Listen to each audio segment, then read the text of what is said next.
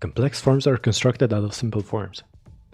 Anything can be simplified down into a primitive form, like a box, cylinder, sphere, pyramid, or a cone. Seeing them like that will help and guide you to draw and shade your drawings in a way that makes them feel 3D. Adding the details will also be more manageable.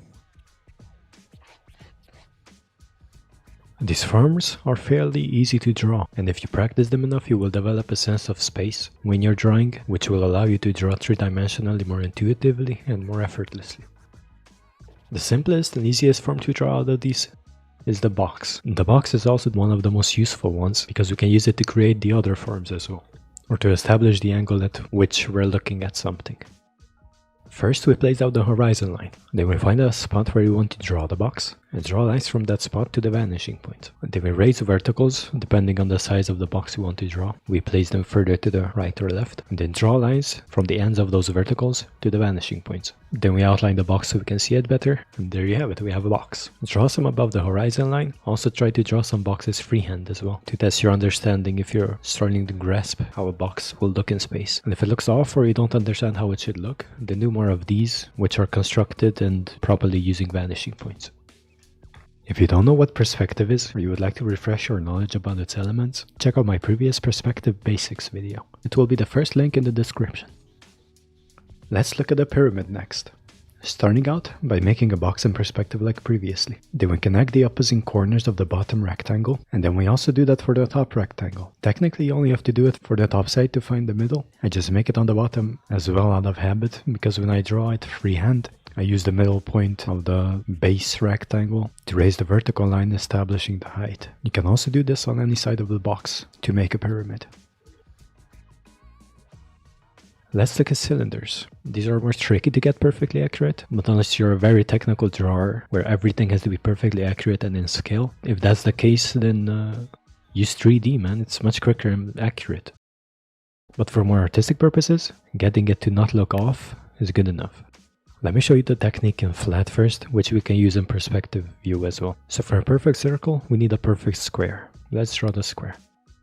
Then we connect the opposing corners to find the middle point. Then through that middle point, we draw lines cutting the square in half, both vertically and horizontally. We then connect these points on the edges of the rectangle. And between this line that we just drew and the corner of the box, which it's closest to, we place down a little marker, a little dot, at slightly more than a third of the way toward the corner, or slightly less than the middle point of this portion. And we can use those markers to help us make the circle's curve. These are the dots that you should connect with the curve to get the circle. Now let's follow the same steps in perspective. Draw the square using the vanishing point. Then connect the opposing corners at the middle point, slice the square in half, both vertically and horizontally. Connect the middle points on the edges, and then draw the curve of the circle following those points mentioned earlier. To complete the cylinder, do this same process again, but above. You can extend the corners of the square, and then make another square into which you will draw the top circle. You connect the outermost points with two lines and you have a cylinder. Let's take a look at slanted objects. Most of the times these will be fairly simple to do. If you make two boxes or the relevant side planes of the boxes and connect the corners of those, you get a slanted plane. One thing to note is these lines have their own vanishing point. So if you want to make lines with the same angle, you can use that point. Those vanishing points we call the auxiliary vanishing point. These will not be on the horizon, but rather they will be on a line going up vertically from the vanishing point to which the box in which this slanted plane would be fitting into. So for example, if we draw a box and draw a slanted plane inside it, and the vertical line on which that auxiliary vanishing point will be extended up from the vanishing point of that box. Hopefully that makes sense. A sphere in perspective is just a circle. To show its spheriness, we have to shade it or have some cross contour on it. Cones. Cones are pretty much a combination of a cylinder and a pyramid.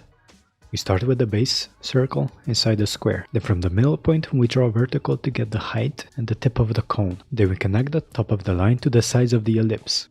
And with that we have a cone. Since a circle in perspective needs a square, let's take a look at how to draw one. First, let's see in 1-point perspective. We start with the horizon line with the vanishing point. Then we draw a line straight down from that vanishing point, on which we place a dot near the bottom of the page. We then establish the front edge of the square and draw two straight lines up from the ends of this line to to the horizon line. Then we draw a line from that point at the bottom of the page that goes through these two new points on the horizon line. We use these two long lines to draw a flat view square with its bottom corners touching them. Use a ruler to make sure that this square has 4 equal sides. Now from the other two corners, we draw lines extending to the point at the bottom of the page. Mark the spots where these lines touch the horizon line. And from these points on the horizon line, draw 2 lines straight down, then connect the original front edge of your square to the vanishing point. You can do this at any time, I just happen to do it at this point. And then at the points where these lines going to the vanishing point intersect with the lines that are coming straight down from the horizon line is where you will have the corners of your square. Connect those and boom, you have a square. After a very slow boom. In 2-point perspective, it's simpler. First, we draw the horizon line, then we place down the vanishing points. And in between these vanishing points, right in the middle, we mark a spot.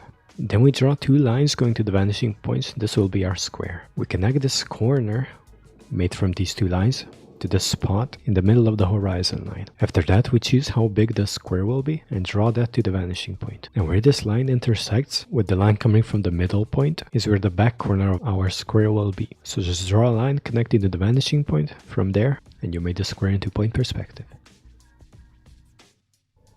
Note that circles in perspective become ellipses. An ellipsis can be considered to have 4 sides. We get these 4 sides by slicing the circle in half horizontally and vertically. These slices are the axes of the ellipse. When we rotate the circle, one of these axes gets shorter depending which way we rotate it. This will make the ellipse have 2 shorter sides and 2 longer sides. The short side faces the other short side and the long side faces the other long side. These lines connecting their middle is the X of the rectangle. They are also parallel to this construction square in the middle. Often when you draw an ellipse and it doesn't feel right, like it doesn't fit in the scene, it's usually that these lines connecting the 2 short and long sides don't match the X and are not parallel to this rectangle. Or just the axes of the ellipses don't match the axes of the rectangle.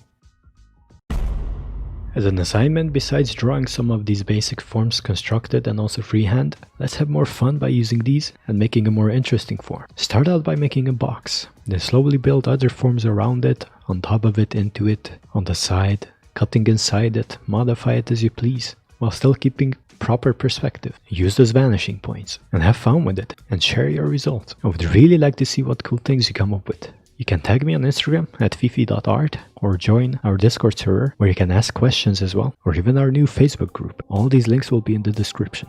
I hope you have fun with this assignment, play around with it, and you will develop your sense of space in no time. And for now, have fun, press like if you like, subscribe if you want to, and have a fantastic day. A big shout out to my Patreon Navani Art. Your support is immensely appreciated. If you want to support or if you want to learn art, the link is in the description.